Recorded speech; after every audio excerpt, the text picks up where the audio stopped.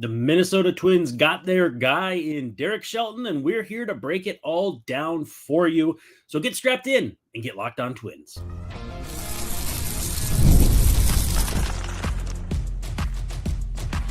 You are Locked On Twins, your daily Minnesota Twins podcast. Part of the Locked On Podcast Network, your team every day.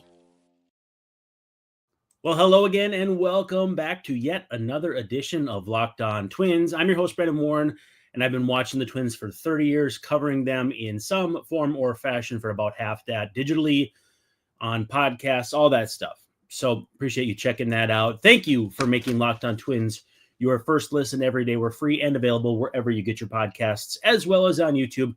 And of course, as part of the Locked On Podcast Network, we are your team every day. Love to hear from you if you are an everydayer. Also, if you want, check out my written work on Access Twins newsletter and Daily Norseman. But again, if you are an everydayer, we would love to hear from you in the comments, especially on a live show like this one. So again, make sure you're leaving comments, thumbs up, like, subscribe. Anything is good. We love the feedback. If you think we can do things better, let us know. With that said, on today's episode, the Twins have their manager. It is former Twins bench coach and former Pirates manager Derek Shelton. Hold your applause, please. But the move is, for a lot of people, a bit uninspiring. Including our first commenter here, Dragon says, hope you're happy because all you like is mediocrity. Thanks for hanging out. Appreciate the comment. It's going to be interesting to see how this all pans out, but it's a retread in the sense that Shelton has been here before, but it's not a retread in the sense that this is a completely different organization than what he was with, and he deserves to get a fresh start, which I think is what the Twins hope to give him, and hopefully Twins fans will give him as well. Shelton, 306 and 440 in parts of 6 seasons with the Pirates from 2020 to 2025. Before the Twins, coached for the Blue Jays, Cleveland, the Rays, and I think common threads there. I think those are organizations that all do development about as well as you could hope to do. So I think that having someone back from those organizations is a good thing. He was a hitting coach, hitting coordinator. We're all aware that the Twins have to work on hitting, and that's going to be their, I think their biggest issue to address this offseason is, finding guys who can come through in bigger spots, and just maybe some of that statistically regressing too, where the Twins were just so bad with bases loaded that it's impossible for it to be that bad again. Fun comment from Parker Hagman, co-founder of Twins Daily. He said the Derek Shelton hiring isn't inspiring, again, based on the Pirates track record, but he's got positives. Relentless worker, did an amazing job running spring camp with the Twins. Considered one of the best communicators in the game. Strong hitting background, and I think most importantly, he's a bourbon drinker, which I think is a big, big deal. But with that said, yeah, I am trying to be, well, not more optimistic, just realistic. The Pirates situation, I mean, you get a raw deal anytime you're with a team like the Pirates where they're not going to give you the resources to compete. And I know the initial reaction is going to be, well, how are the Twins going to do that? Fair point. The Pirates never had a Pablo Lopez, which is to say Paul Skeens better than Pablo Lopez, but the financial commitment and everything it took to get Pablo Lopez is not something the Pirates have really ever done. And so I understand the comparison of Derek Shelton and the Pirates to Derek Shelton and the Twins, or the Pirates and the Twins from a, questionable ownership standpoint. I mean, it's questionable ownership, a team that has bottomed out recently, beautiful stadium. I mean, there are some very easy connections to draw, but I think you have to just wipe the slate clean. There's been a number of managers who have started somewhere and it has gone poorly or just not all that well, that have improved the second time around or the third time around, or in the case of one guy that I'll look at, the fourth time around. So it may work, it may not. I'm not trying to come out and say I'm the most positive about this, or I'm only trying to skew positive. All I want to say is that give him a fair shake. Give him a clean slate. Nothing he did with the Pirates matters anymore. Much the same, nothing he did with the Twins from until 2019 matters anymore. That's the past. The only player still with the Twins from that era is Byron Buxton. So there's virtually little to no connective tissue from the teams that Derek Shelton was with to now. The connective tissue is on the front office side, which makes sense. And one of the negatives that I can see is that this might be a short-term commitment. It may signal listen, if everything goes sideways and is awful for another year, Falvey out. Basically, Shelton out. Everybody beneath the owner out. Which is, kind of the opposite, I think, of what we'd all like to see. We'd like to see ownership out. And that's just not going to happen. Ideally, it would be something that could happen. And we all had that 4 or 5 month glimmer of hope that ownership was going to do the right thing, do the right thing by fans, do the right thing by the team, and dump the thing. And now it's, now we're all stuck saying it doesn't matter who the manager is if they're going to have this ownership group. And I understand the pessimism, and I don't disagree with the pessimism. I'm just not as inherently pessimistic about Derek Shelton, because if you say, oh, he's, it was an easy hire because he's been here before. He was here from an era when the Twins were good, or at least a very great season. If you want to say you preferred one of the alternatives, I'd be willing to listen to that. James Rowson, I made no bones about the fact that James Rowson was my preferred candidate. And I don't know what this means for him, as far as landing or going back to the Yankees. I would assume that that's the case. He's under contract, but I'll be curious to see what Rowson's next step is if he's eventually leaves the Yankees, because I think he would be a good manager. And I think too, if the Twins are concerned that this is a short-term thing, they didn't want to do someone like Rowson dirty. And I can't say that that's for sure true. I'm just trying to kind of parse out everything about this. But yeah, Shelton, well-regarded in the game, hard worker, offensive-minded. The one thing that excited me, I got a message from a former Twin, and a former Twin who was on the team when Derek Shelton was here. And I want to read that before we go off to our first break. He said, he's a monster and has the grit that organization needs. So that's a pretty good endorsement from a former player who played under him, right? Like, I think what he means by he's a monster is he's going to be an emotional leader. He's going to be the kind of guy that rallies around his guys, goes to war for his guys.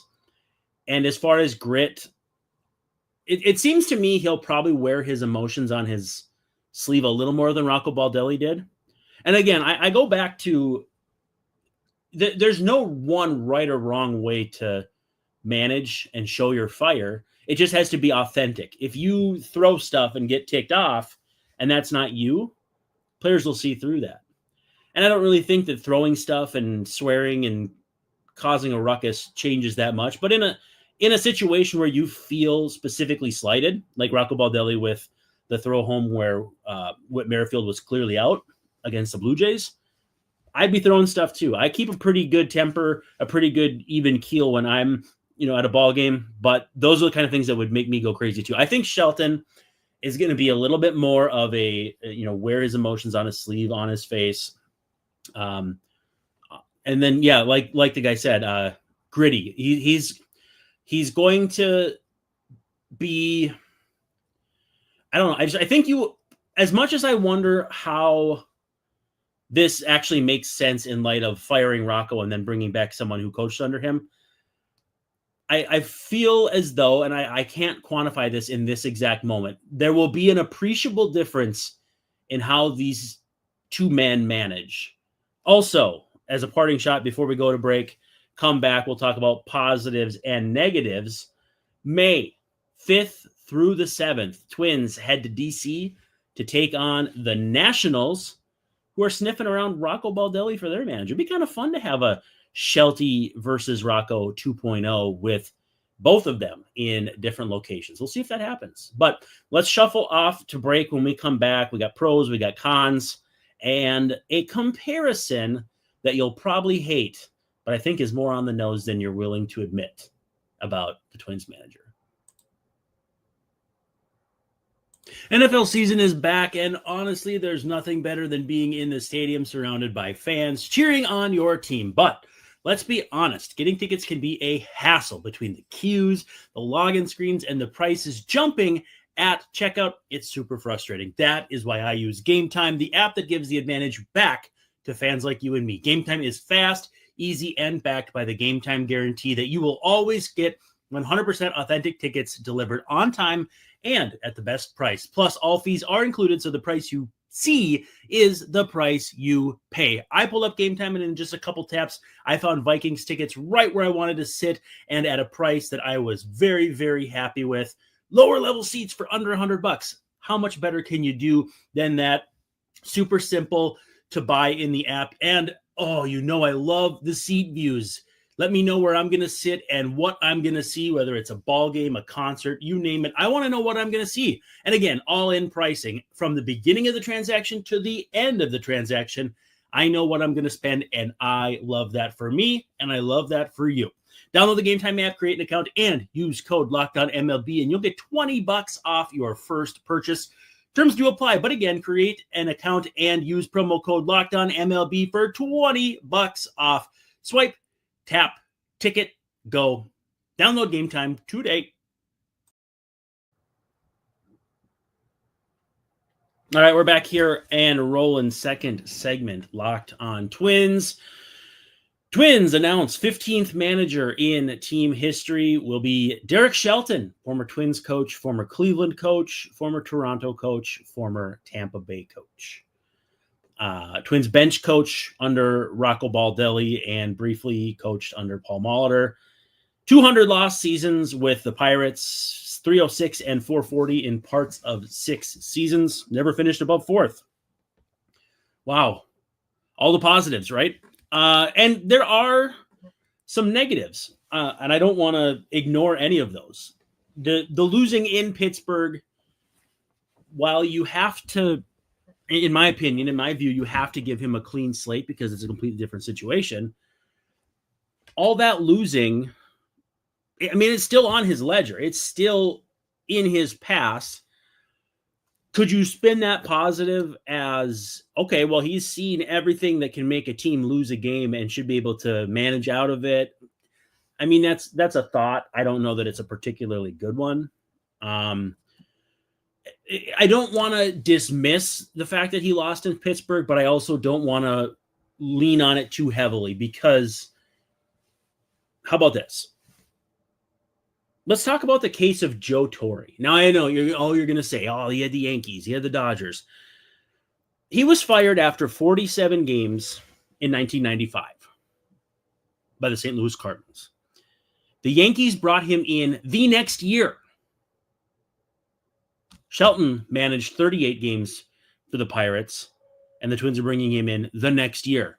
No, I'm not saying Derek Shelton, future Hall of Fame manager. No, I'm not saying Derek Shelton deserves to be even brought up in the same breath of manager as Joe Torre. But what I'm saying is be careful insisting that you've read this book before when someone like Joe Torre, before the Yankees, managed 14 seasons, 3 teams, 1,901 games.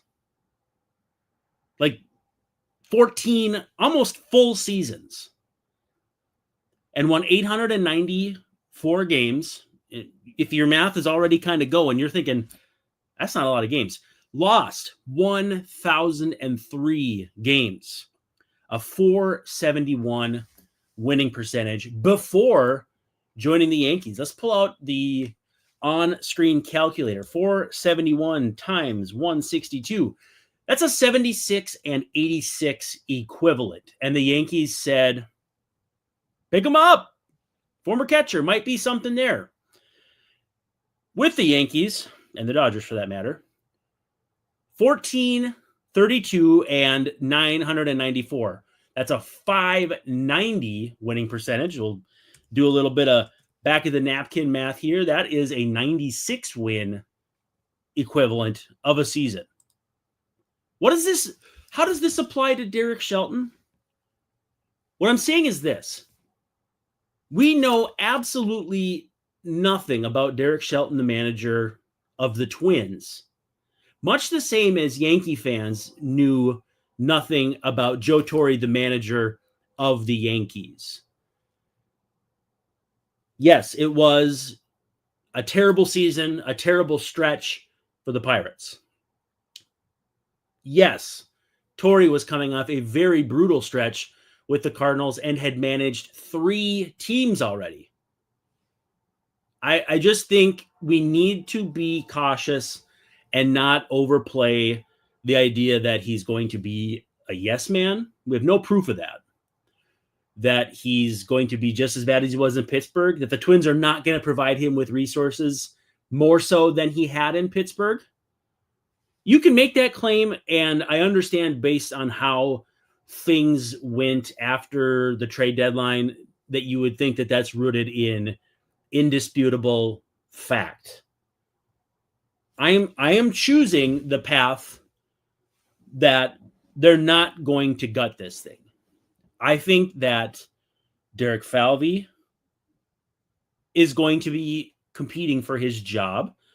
I think that they brought in Derek Shelton, someone who would be familiar with such a situation and would tie his cart to Derek Falvey, knowing that if this thing continues to falter, they're all out together. That would have been unfair to bring Scott Service into. That would have been extremely unfair to bring Ryan Flaherty into. And who knows, maybe it got to a point where those two guys said, listen, I'm not interested in that. If that's the case. Because like we saw with the Angels, Kurt Suzuki signed a 1-year deal to be manager. I can't emphasize how rare, I cannot remember a time where I heard a manager had deliberately a 1-year deal. When Ron Gardenhire was with the Twins, he would have 2-year deals that would get they would overlap. They would renew, they'd sign him to a new extension. You never want to be a manager with 1 year left on your deal and no certainty after that. No matter the vibes you've built up, no matter the anything, it's still an excessively uncomfortable situation. Here's a case in point. Joe Madden talked about it in his book where he and the Cubs were like, we're not going to do an extension right now. And he had won a World Series with them, and still that last season was excessively uncomfortable. And again, he writes about that at length. I would highly recommend reading his book. It's on Audible. It's phenomenal. I don't necessarily think that Derek Shelton got just a 1-year deal. We'll find all that out here soon.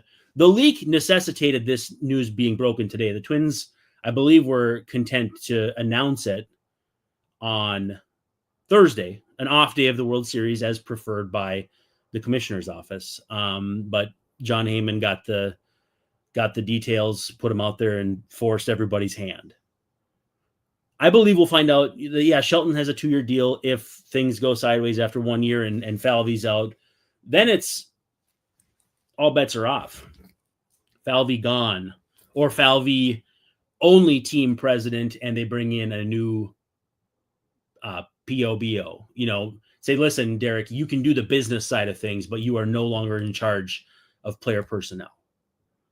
I mean, I could see that happening. And then if that's, if the Twins win 68 games or 70 games again this year and decide that they want to go in a new direction, if Derek stays on as president, relinquishes player personnel duties, and they bring in a whole new staff, I could see that. In which case, then you might see them hire the Craig Albernaz of a year from now, or Ryan Flaherty if he's still a hot button candidate. Danny Lehman, who sounds like he might end up. It's former Twins catcher Danny Lehman, Twins prospect catcher. He's been doing a couple different things with the Dodgers. Sounds like he could maybe have a chance to land the Braves job. So that could be interesting. And again, if you weren't here, Rocco Baldelli his name has come up in DC. Twins go to DC in early May. So we could have a Shelton-Baldelli showdown 2.0, which I think would be kind of fun. Be kind of cool. All right. Let's reset a little bit. Shelton, the pros, well regarded in the game.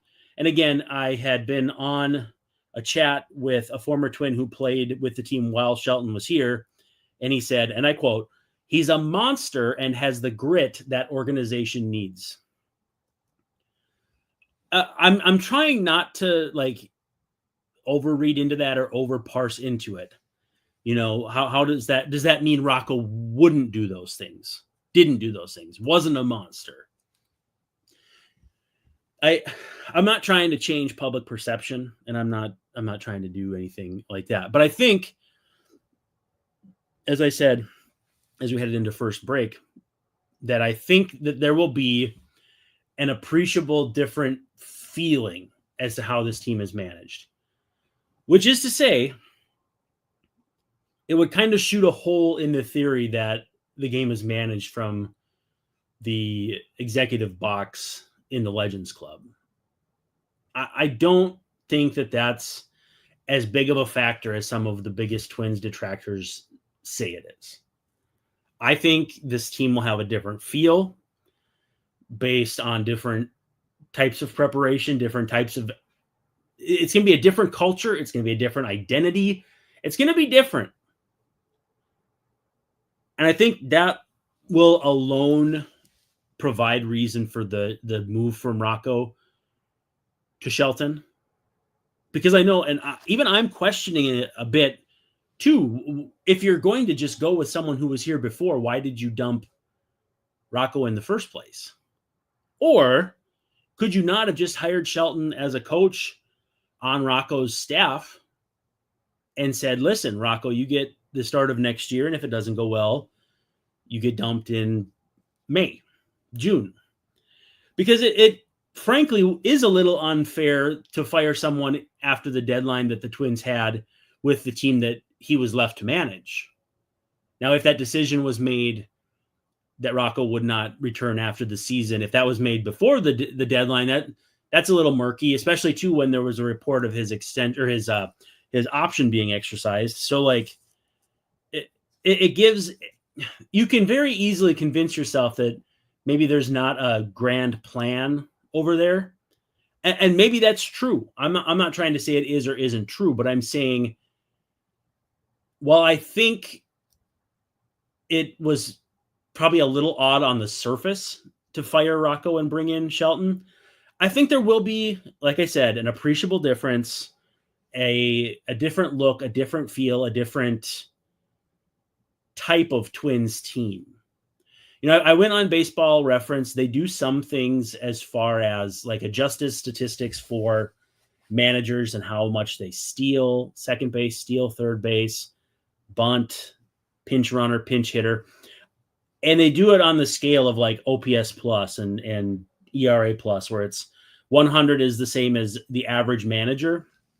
And I want to say that, it's hard to compare because part of Shelton's era, actually, no, I take that back. His entire era in the National League was in the DH era, but the NL game, I think, I still think there's just a little different element to it. I'm not sure how I would explain it. But you have to also consider, too, the personnel. I mean, if you were to look at the numbers on how Rocco Baldelli handled stolen bases this last year, there was a very clear divide between after the deadline and before the deadline, and the adjusted statistics would probably not really tell all that clear of a story. And in some regards, there were times where Shelton ran a lot, and there were times where he didn't at all. So, like, I was trying to kind of parse out, like, should we expect him? You know, there was a fair amount of bunting, but I don't know, is that because the Pirates had less offensive talent? Obviously, when Shelton was here with the Twins, they weren't bunting that much because they had the Bomba squad. This last few years, you know, the offense has kind of floundered here in Minnesota. Would they have bunted more if Shelton was managing? I don't know the exact answer to that. And I don't know that what he did in Pittsburgh is all that indicative of how he'll manage the Twins. So I was kind of trying to find a data comparison between him and Rocco Baldelli, and I think it's too hard to draw conclusions from how guys manage separate teams, even though they are adjusted statistics. So I'll reiterate again here. I think that there's going to be an appreciable difference with how this team looks, how this team feels. And I don't know what the value of that is. Like, is it actually valuable for the team to feel different? Managers are fired and hired every single year based on things that are an awful lot like vibes and feel. If a clubhouse goes stale, if a clubhouse tunes out a manager, a change is made. So I'm choosing to go into this upcoming season with an open mind. And I'm not saying you have to as well, but I just think it's very, very easy to fall back on some very common tropes. Oh, he was probably cheap because he managed a loser. He was probably cheap because he was fired in season. He's still getting paid. You know, there's a lot of, he's just going to be a yes man. Derek Shelton deserves a clean slate and to be analyzed, to be viewed, to be assessed as Derek Shelton, not Rocco Baldelli 2. And I think we fall into that trap because it's easy analysis. Just like negativity is super easy in baseball because the game is so inherently negative. If you predict bad things will happen in baseball, you're going to be right. And you can feel good about yourself being right, but you've chosen the path of least resistance. Congratulations. And if you're wrong and things go well, everyone is too elated to call you on the fact that you were negative and only negative. So I'm choosing to give Derek Shelton a clean slate. I do think the team will look appreciably different under him. We do have the endorsement of a former Twin. He's a monster and has the grit that the organization needs. I'd be curious what people think that means. So if you're in the comments or if you end up on Twitter, send me a message and tell me what you think that means. A grit. Because I feel like that suggests taking extra bases. Maybe playing the game like Austin Martin did in August, which is not very good, at least not on the bases. If you could rein that into September, Austin Martin, taking chances, but being a little more measured. If that was your team identity, might not be the worst thing. I also think too, and this is a thought that I've been kind of kicking around, and I'm going to try kind of suss it out. I don't know if I'll write something about it or not, or have a guest on to kind of figure this out. But I'm convinced the Twins are better off being the underdogs. Think about the 87 Twins. They're coming off of just an awful 86 season. They were the underdogs. 91 team, underdogs. Metrodome era Twins with Doug Mankiewicz, who was just on the show a few days ago, underdogs. The Piranhas, underdogs. Really the only time the Twins were not underdogs and won was 2010. And that was the year after they left the Metrodome. The Twins have been in a beautiful stadium. This will be year 17. Hard to believe that's the case coming up. How many years have we expected things out of them and they did nothing? How many years have they done nothing after getting a stadium that was supposed to be the window to contention window opening, increase in payroll? It's been quite a few. Twins bring in Rocco, first year, rookie manager. They make the playoffs, win 100 and some games as the underdogs. 2018 was a mess, 78 wins under Paul Molitor. What did they do after that? They made the playoffs, finally won a playoff game as an underdog. I'm not saying they're an underdog against the Blue Jays, but to do anything in the postseason as an underdog. The Twins are better off as the underdog, not having the $30 million shortstop, instead having the $15 million center fielder who, when he stays healthy, makes more money on his contract, the incentives, the underdog mentality. I'm going to fight back. I'm going to claw. I'm going to get everything I can. I fervently believe the Twins need to be the underdog again. Their ownership has placed them in that spot by definition. Now, I don't want to see that become the underdog who trades Joe Ryan, trades Pablo Lopez. I don't want to see that. But I think the underdog is the team that leads off Alan Roden and Austin Martin and has a pop-up good season in 2026. I think the Twins have to be the underdog, relying on the kids. Look at that 2001 team that saved baseball. It was the kids from 99 and the kids from 2000. They need to have that sort of energy. And I think Derek Shelton will bring that. I think that Derek Shelton is the man to lead a Twins team with the mentality of underdogs to respectability. What respectability means, your mileage may vary. I saw an AL Central this last year where the Royals were fine. The Guardians were fine. The Tigers were phenomenal until they weren't. And then they were fine. You can compete with that. You can compete with that with Pablo Lopez and Joe Ryan at the top of your rotation, Byron Buxton at the top of your lineup, and the bullpen that you addressed this offseason. I still think this team has something in the tank, but has a lot more to prove. The 2026 Twins are officially an underdog. And I think their path back to relevance started today. Commenter Corey Moen says, it feels like Shelton is a bridge QB in the NFL. We'll be around for a handful of years, but won't be around long term unless things go very right quickly. Yeah, I think that's a really good point. I think that if the Twins flourish under him, again, this would be probably a 2001 style sprint out of the gates cover story in ESPN, the magazine. Keep in mind, Sports Illustrated, keep in mind that's era specific. Those things don't mean as much now as they did in 2001. But they had it was like a Torre Hunter, and it was a cover story of saving baseball in Minnesota. And if you eat in the press room, you can see they have one of them blown up.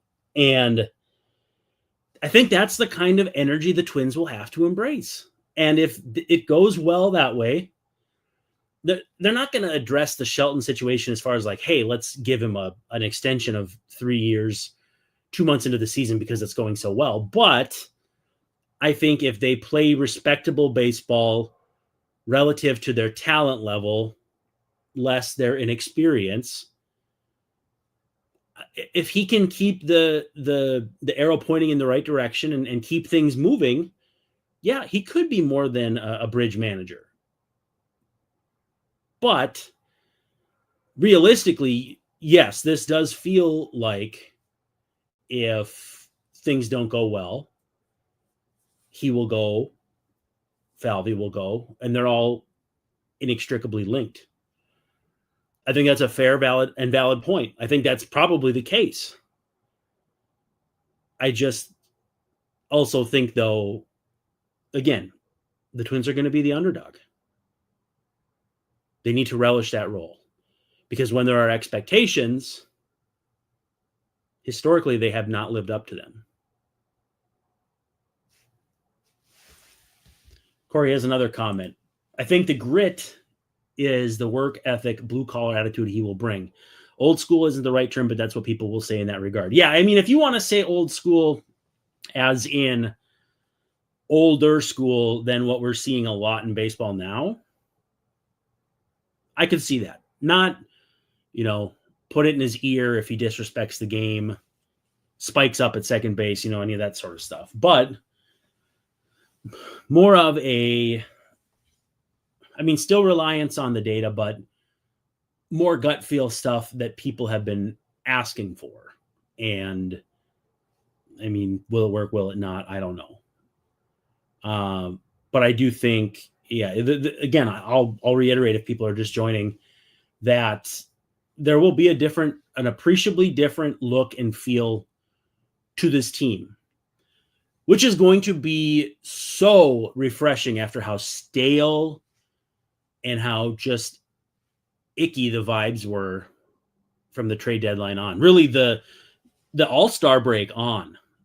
They came out of the All-Star break knowing exactly what they needed to do and laid an egg in Denver.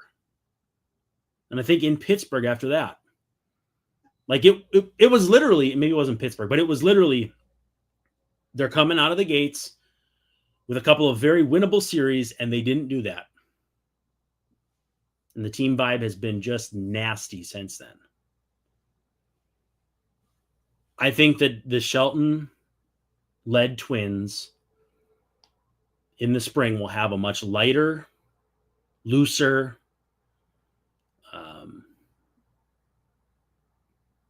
just cool vibe about them.